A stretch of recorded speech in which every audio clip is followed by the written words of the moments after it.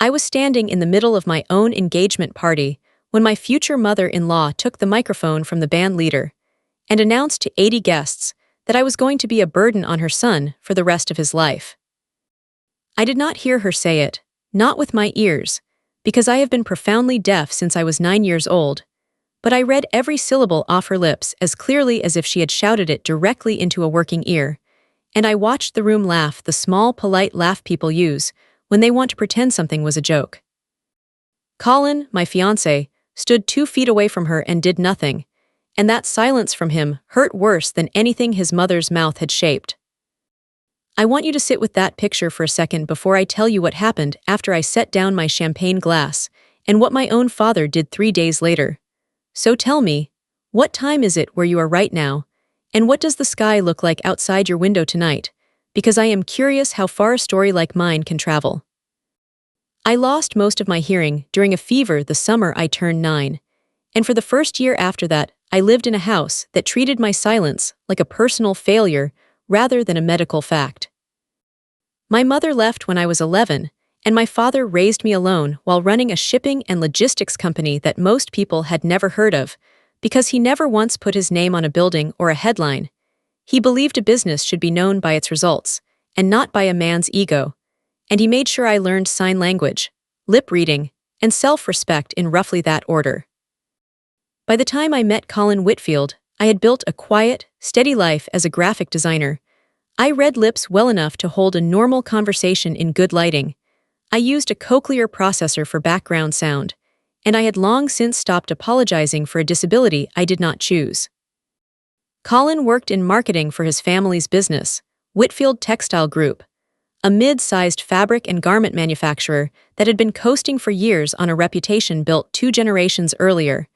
And when we started dating, he told me he loved that I listened with my whole face instead of half distracted by a phone. His mother, Diane Whitfield, smiled at me the first time we met and told Colin privately, in a hallway she assumed I could not overhear because my back was turned, that she hoped this was just a phase he was going through. I did not need to hear her voice to understand her, because 6 months later at a family dinner, she leaned toward her sister and mouthed the words, "Imagine explaining her at Christmas," while I sat directly across the table watching her lips form every word.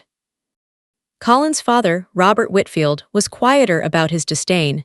He simply stopped including me in conversations, angling his body away from me at dinners so I could not read his lips, which is its own kind of cruelty, the kind that leaves no fingerprints.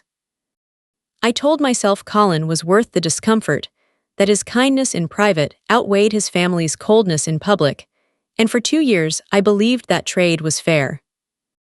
The night of our engagement party, held in the ballroom of a hotel his family had used for every major announcement for 20 years, Diane wore a dress the exact shade of authority and greeted guests like she was hosting a merger celebration rather than her son's engagement. I had asked for one accommodation, a small request, that the toast be given somewhere I could stand close enough to read lips, or that someone hold the microphone at chest height instead of covering their mouth, and Diane had agreed with a smile that I now recognize as the smile people wear right before they do exactly what you ask them not to do. When the moment came, she stood at the front of the room with the microphone pressed almost against her lips, and even with my processor catching fragments of sound, I lost most of her opening remarks to distortion and distance. Colin's aunt leaned toward me kindly and began mouthing a rough summary, which is how I caught the tail end. Diane saying that she had prayed for a daughter-in-law who could fully participate in this family, someone who would not need special arrangements at every gathering, someone who could hear her own wedding vows without a machine helping her along. The room laughed that same polite laugh, the one that lets cruelty hide inside etiquette, and I watched dozens of faces turn toward me to see how I would react, the way an audience watches a magician's assistant right before the trick. I did not cry. I have had 17 years of practice not crying in rooms that expected of me. I simply set my champagne glass down on the nearest table and looked at Colin, waiting for him to say something, anything, and he looked at his shoes. His silence answered a question I had been avoiding for 2 years, whether he loved me enough to stand between me and his family, and the answer arrived in The shape of nothing at all. I walked out through the side door of the ballroom into a hallway lined with black and white photographs of Whitfield family milestones going back 3 generations, and I stood there breathing until my hands stopped shaking. That was when a man I did not recognize stepped out of a side conference room, adjusting his cufflinks, and asked if I was all right, his lips moving slowly and clearly, the way people do when they realize you are reading them rather than hearing them.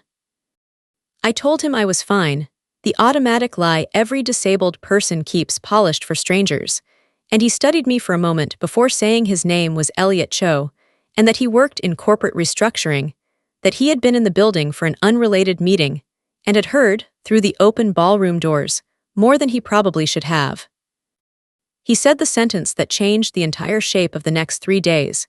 He said the Whitfield Textile Group had been quietly bleeding money for 4 years, and had recently taken on a significant private loan to avoid defaulting on payroll, and that the loan had come through a holding company he had only ever seen referred to by an initial, the letter B. I did not think much of it that night. Grief has a way of making even strange coincidences feel irrelevant. I went home to my apartment, took off the ring, and set it on the kitchen counter where it sat like a small cold accusation for the rest of the night. Colin called 4 times. I did not answer. He finally sent a text that said, "My mother didn't mean it like that. Can we talk tomorrow?" And I stared at that message and thought about every dinner where he had let his father angle away from me, every holiday where he had translated only the parts of conversations that were flattering. I want to ask you something before I go further. Have you ever loved someone whose family made you feel like an inconvenience they were tolerating rather than a person they were welcoming? Because if you have, you already know the particular exhaustion I am describing. The next morning I called my father, not to ask for advice about Colin, but simply because hearing from him, or in my case seeing his face on a video call, has always been the closest thing I have to steady ground.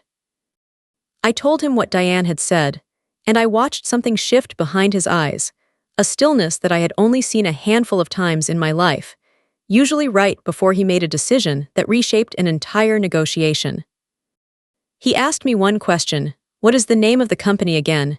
And I told him, Whitfield Textile Group, and he was quiet for 3 full seconds before he said, "Mara, I need you to sit down." My father's company, Bennett Maritime Holdings, did far more than shipping. It also operated a private lending arm that quietly financed mid-sized manufacturers who could not get favorable terms from traditional banks. And he told me carefully that 18 months earlier his lending division had extended a substantial loan to a struggling textile company in exchange for preferred equity and a seat on the board. A company he had never mentioned to me because he never discussed business details of companies he had not personally visited. The company was Whitfield Textile Group. My father had never met Colin, had never once set foot in the Whitfield family's ballrooms or dinners, because the loan had been arranged entirely through intermediaries and lawyers, a common practice in his line of work, and because I had never told him Colin's family name, only that my fiancé's last name was Whitfield, a name common enough that it had never triggered any alarm in either of our minds. I sat on my kitchen floor with the phone propped against a cabinet so I could see his face, and I laughed, not because anything was funny, but because the universe apparently has a sense of humor cruel enough to be almost elegant. My father did not laugh. He asked me to send him everything Elliot Cho had told me, and by that evening his legal team had confirmed what Elliot suspected. Bennett Maritime Holdings, through its lending subsidiary, held enough preferred equity in Whitfield Textile Group to trigger governance rights if the company missed its next quarterly obligation, and internal reports suggested they were dangerously close to missing it. My father told me something I will never forget. He said, "Mara, I am not going to fix this for you by threatening people. I raised you to stand on your own, but I am not going to sit quietly while a family humiliates my daughter and then comes to my company asking for patience on their debt." He asked what I wanted to do, and for the first time in 2 years with the Whitfield family, someone had asked me what I wanted instead of what I would tolerate. I told him I wanted them to understand exactly who they had laughed at, in a room, with witnesses, the same way they had done it to me. 2 days later, Diane Whitfield Ka, led me directly, her voice syrupy with the particular warmth people manufacture when they need something. She said she hoped there were no hard feelings about the toast, that it had been a joke that landed wrong, and that the family would love for me to attend a small dinner that weekend to smooth things over before the wedding planning continued. I agreed, and I made one request, that my father be allowed to attend as my guest, since he had never had the chance to meet Colin's parents properly. Diane's enthusiasm on the phone was almost comedic. She said, of course, family should know family, completely unaware that the man walking through her door in 3 days held the paper that determined whether her company's payroll cleared next quarter.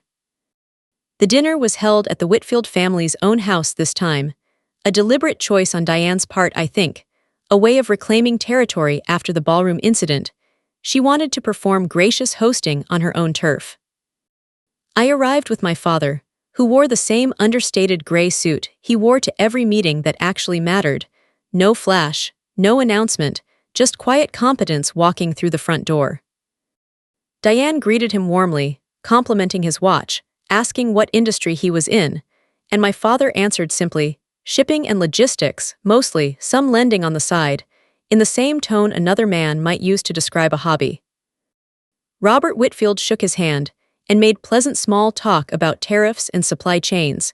Completely unaware, he was chatting with the man whose lending division had quietly kept his company's lights on for the past year and a half.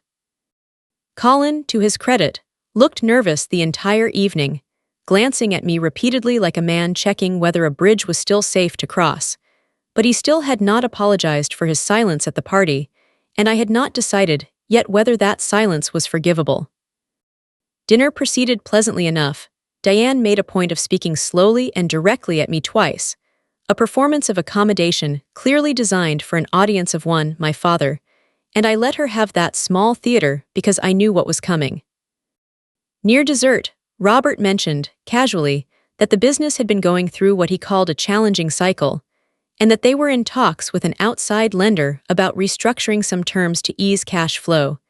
He said this the way wealthy men often discuss financial trouble, as though it were weather rather than crisis. My father set down his fork and said, quite calmly, which lender, and Robert answered, some holding company, our CFO handles the details, something with a B, I believe. My father said, Bennett Maritime Holdings, and the table went quiet in a way I recognized instantly. The particular silence of people realizing a piece of furniture in the room has suddenly become load-bearing. Robert's face changed color slowly, like a photograph developing, and he said, that's us. How do you know that name? And my father said, because I own it. I watched Diane's mouth move through several attempted words before any sound came out, and when it did, it was small and thin, nothing like the voice that had commanded 80 guests 3 nights earlier. She said, you're Mara's father, and my father said, yes, and I have been for 26 years, long before your company needed my money, and long before you decided my daughter's deafness made her unworthy of a proper toast at her own engagement party. Robert tried to recover, the way men like him always try. With a laugh meant to diffuse rather than acknowledge, he said, Diane didn't mean anything by that. Family gatherings get emotional. And my father looked at him with an expression I had seen exactly twice before in my life, both times right before he ended a business relationship permanently. He said, I have sat across negotiating tables from men who lied to my face for a living, and I have never seen anyone lie as smoothly as you just did. Your wife stood in front of 80 people and told them my daughter was a burden because of a disability she did not choose, and you are asking me to believe that was an emotional slip rather than exactly what she believes. Diane's hands trembled around her napkin. She said, I would never, and my father said, you did, and there were witnesses, and one of them happened to work in restructuring and happened to recognize the name of the lender your CFO mentioned in a meeting he was not even supposed to be part of.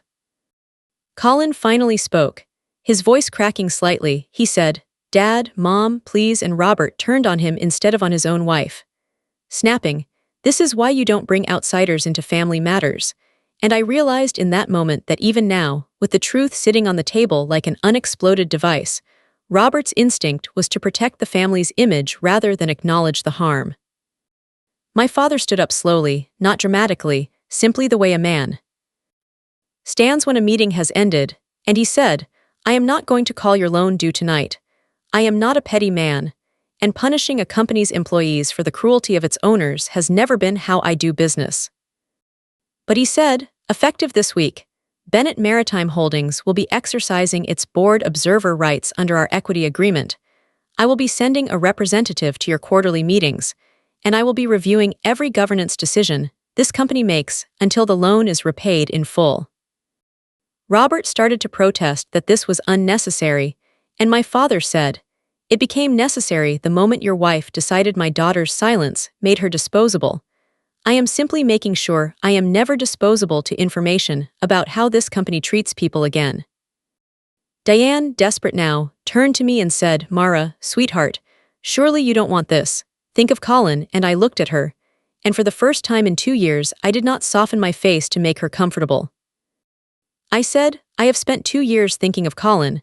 I thought of him every time I swallowed an insult from you so he wouldn't have to choose between us. I thought of him every time his father angled away from me at dinner so he could pretend not to notice. I am done thinking of everyone in this family except myself." I took the engagement ring out of my purse, the same ring that had sat on my kitchen counter 3 nights earlier, and I set it on the table next to Robert's wine glass. I said, "I am not calling off this wedding because of my father's loan. I am calling it off because I finally understand that nothing was ever going to make me acceptable in this house. Not lip-reading lessons, not slow enunciation, not a smile that hurt to hold. You are always going to see my silence as a flaw to be managed rather than a fact to be respected." Colin reached for my hand and said, "Please, give me a chance to fix this." And I said, "You had 2 years of chances. You had a microphone 3 feet from your mother's mouth and a room full of witnesses, and you chose your shoes over my face." I left the house without looking back, my father walking beside me, and neither of us spoke until we reached the car, where he finally asked if I was all right. And I told him the truth, that I felt lighter than I had in 2 years, the particular lightness of finally setting down something heavy you had convinced yourself you were supposed to carry. Have you ever realized that the weight you have been calling love was actually just the exhausting work of making yourself smaller for people who never intended to make room for you? Word of the broken engagement moved through Colin's social circle within days, and because Diane could not resist controlling the narrative, she told several mutual acquaintances that I had left because of money troubles in my own family, a lie so absurd my father found it almost impressive, given that his company's balance sheet was the only reason her son's paychecks had not bounced in the last 2 quarters. I did not correct the rumor publicly. I did not need to, because 2 weeks later Bennett Maritime Holdings' first board observer attended Whitfield Textile Group's quarterly meeting and asked, on the record, why the company had spent $40,000 on an engagement party for the chairman's son during a quarter when the business had missed its debt service coverage ratio. That question, once minuted, became difficult for Robert to spin as anything other than what it was. Within a month, the Whitfield board, under quiet pressure from a major creditor with governance rights, requested that Diane step down from her informal role advising the marketing department, a role she had held for years without a real title, but with real influence, and Robert was asked to bring in an outside chief financial officer with actual authority rather than one who simply reported favorable numbers. None of this happened because my father wanted revenge. He told me more than once that revenge was an inefficient use of leverage. He simply insisted on the same standard of transparency and accountability he required from every company his lending division touched, a standard the Whitfields had never had to meet before because no one had ever bothered to look closely. Colin reached out several times over the following months, each message a little more honest than the last, the final one admitting that he had spent his whole life watching his mother decide who was acceptable and had never once questioned whether her judgment was worth trusting. He said he understood if I never forgave him, and he was right to understand that, because I did not, at least not in the way that erases the past. I did not respond with anger. I simply did not respond at all, silence being, in the end, the one language I have never needed a processor or a lip to speak fluently. Elliot Cho, the stranger from the hallway who had unknowingly handed me the first Thread of the Truth reached out a few weeks later, not with any romantic intention, simply to ask how everything had unfolded. And when I told him, he said something I have thought about often since. He said, "It's strange. In negotiations, we're taught that the person who talks the least in the room usually has the most power." And I said, "You have no idea how true that is." I moved into a new apartment that spring, one with wide windows and good natural light, because I have always relied on seeing faces clearly. And I filled it with exactly the kind of quiet I had spent 2 years being told was a deficiency rather than a gift. My father and I began having dinner every Sunday, not out of obligation, but because I finally understood that the family I had been trying to earn a place in was never going to compare to the one I already had, the one that had spent 17 years learning to speak with its hands, and its eyes rather than assuming silence meant absence. Whitfield Textile Group survived, restructured under stricter governance, its balance sheet slowly stabilizing under the oversight neither Robert nor Diane had ever wanted. And I heard, secondhand, that Diane had taken to telling people she had always supported disability inclusion, which was its own quiet kind of comedy given how the entire situation had begun. I did not need her to apologize publicly. I did not need a stage or a microphone or a room full of witnesses to feel like justice had been served, because the truest revenge was simply this: I stopped needing their approval to feel whole.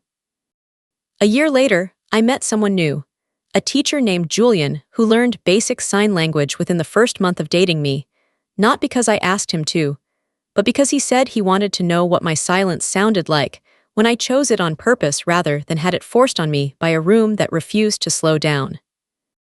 The first time his family met me, his mother spoke slowly and clearly without being asked, angled her body toward me at dinner without prompting, and asked genuine questions about what helped and what did not.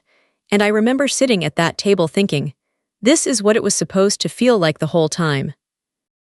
I think about that ballroom sometimes, the laughter, the microphone pressed too close to Diane's mouth, the particular loneliness of watching a room decide your existence was a punchline, and I no longer feel rage when I remember it. I feel something closer to gratitude, because that single humiliating night showed me, with perfect clarity, exactly who was never going to make room for me, and it freed me 2 years earlier than I might have discovered it on my own. My father still holds his board observer seat at Whitfield Textile Group, a quiet, permanent reminder sitting in every quarterly meeting that cruelty has a way of finding its own paperwork eventually. I never asked him to use his position as punishment, and he never did. He simply refused to look away once he knew the truth, which is, I have come to believe, the rarest form of love a parent can offer a child, not the loud kind that makes speeches, but the quiet kind that shows up, sits down and stays. So tell me honestly, if a room full of people laughed at the thing about you that you never chose and could not change, would you have stayed quiet to keep the peace? Or would you have set your glass down and walked out the way I did?